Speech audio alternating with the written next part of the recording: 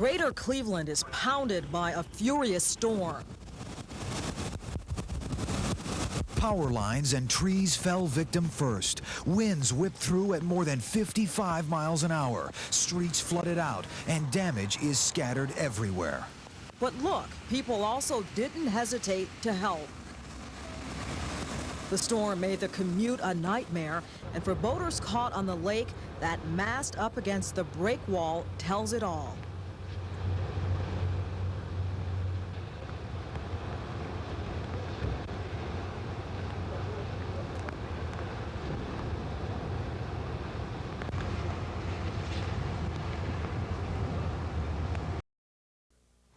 Well, I'm glad I'm still alive because it was pretty scary out there. Isaiah Gerardino was shaking with fear and disbelief. The 26-foot sailboat he was riding in tossed into the breakwall near East 72nd like it was a toy. And as you can see, this is all that's left. A mast rocking in the water, wrapping up against an unforgiving wall of rocks. The sky looked green. I don't know, we was all pretty scared. And then, I don't know, I just lost it. Was there ever a time that you thought maybe you might not make it? Yeah, I was praying to God we come out of there alive. The four on board say the storm hit so quickly, they didn't have the chance to do anything but jump. Honestly, all my life, and I've never seen it that bad, that fast.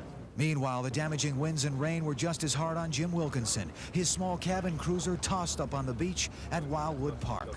And the wind it took us so bad that we hit in the beginning right here. We hit once there, spun us around, came right back up over to land here. I understand you had children below. Is everybody okay? It was fine. Everything was fine.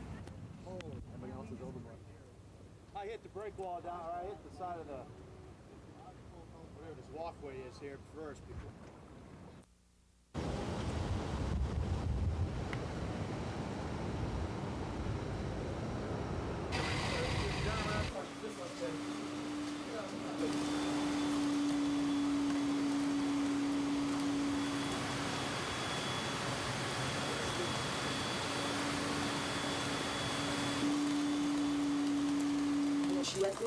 Is there a roof left here? Very little, very little. If you look in the back, it's all laying on the ground and has crashed a few cars, so it's pretty grim. The damage is extensive. It looks as though half of the roof has been torn off the building. It's just raining in here, so all of our electronic equipment has been soaked. Our files are soaked. There's tiles everywhere. You ever seen anything like this? I've never seen anything like this. As you walk through this parking lot, you can find pieces of the roof from the 9th floor, from tin to wood, even pieces of concrete. Now, the majority fell below, crashing into whatever it hit, like cars.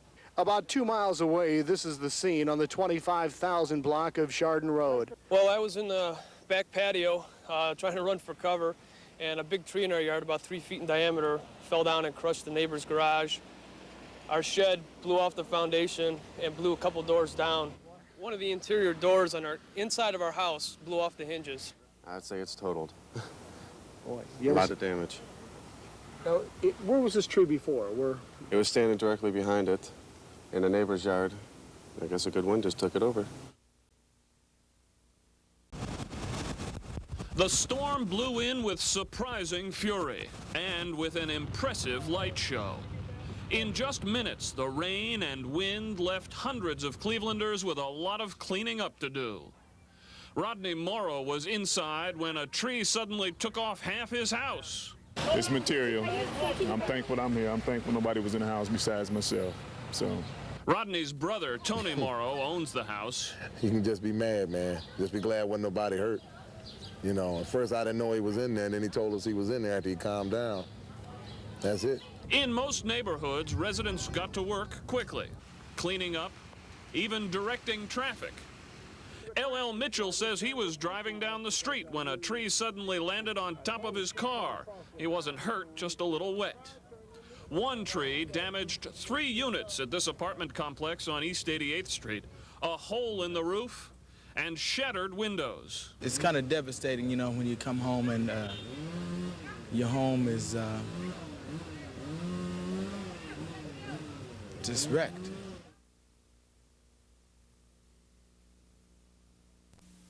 This usually quiet Euclid neighborhood is abuzz with saws and rakes as residents clean up from last night's storm. Well, all the windows in front got blown out by tile from the home across the street. My 2 cars are both damaged, probably $1,000 damage on each car. And take a look at this tree, and this one, and this one. The best place to find a roofing or tree removal company is right here, working in the neighborhood. We try to temporarily get them in the dry, and then we come back in the next few weeks to take care of them best we possibly can. Some firms arrived within hours of the storm, offering estimates, $600 to remove this tree, even more money to repair some of the damaged houses. This house here, the house blew off about a quarter of the slate roof, so it'll be pretty expensive to fix that, yeah. A couple hundred or? And maybe up in a couple thousand. So as you can see, residents here are going to be digging pretty deep down into their pockets to clean up all of this mess. But they've also got a lot of help from friends and neighbors who are digging deep into their hearts. As these residents see it, it's good to have friends like these and a blessing to have insurance. In Euclid, Deborah Lee, News Channel 5. Chainsaws are getting a workout all over town, but you can't imagine anybody's property needing more attention than Pastor Walter Marsis's. The storm slayed 5 huge trees as if they were cardboard. It makes us sad because we just loved it so much, and it was so pleasant to be outside and to see all that. And it just lost and gone forever. This is the church's property. The pastor's wife was home with their granddaughter when the storm struck.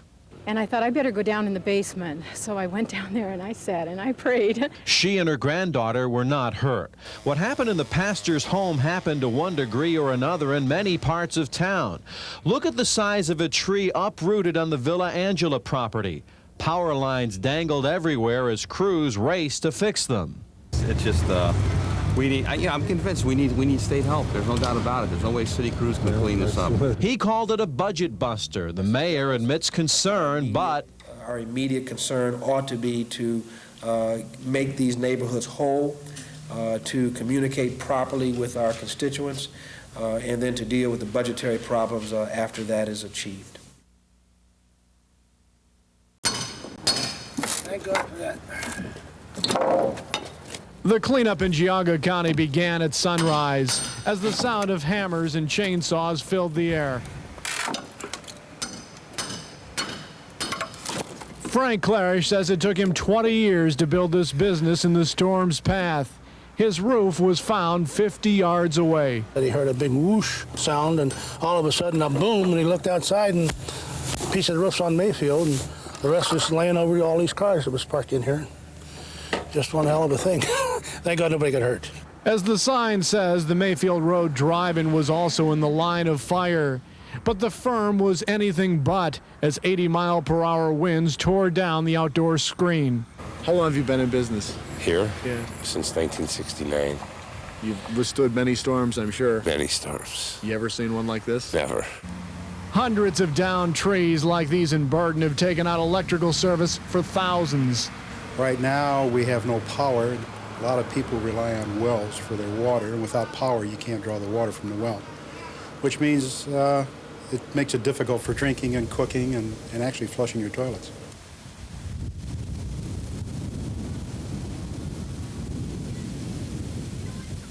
Popsicle.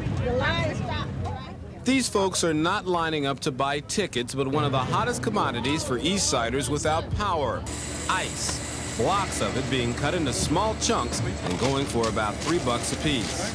You see what I'm doing? I'm standing in line. I'm getting some hot ice so I can keep my food so it won't spoil. Well, how long you been waiting? How long you been waiting for ice? For about an hour now. But for some, the power outage is not so bad. It reminds them of the good old days before TV. How are you getting by with no TV, no lights, and that kind of thing? Great. Oh, really? Great. I mean, how so? Were you just reading a lot or just... Oh, always.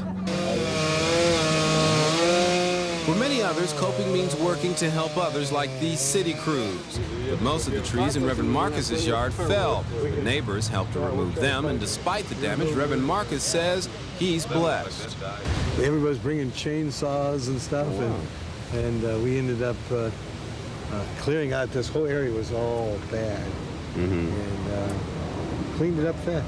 And even for the mayor, coping means getting the city back on its feet no matter what the cost. I'm not going to put the budget ahead of what's going on in these neighborhoods and what's going on with these citizens.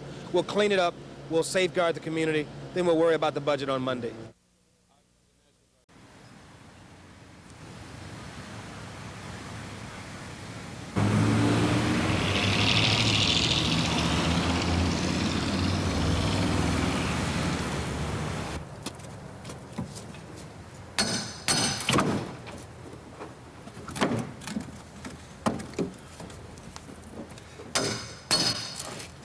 Here, son.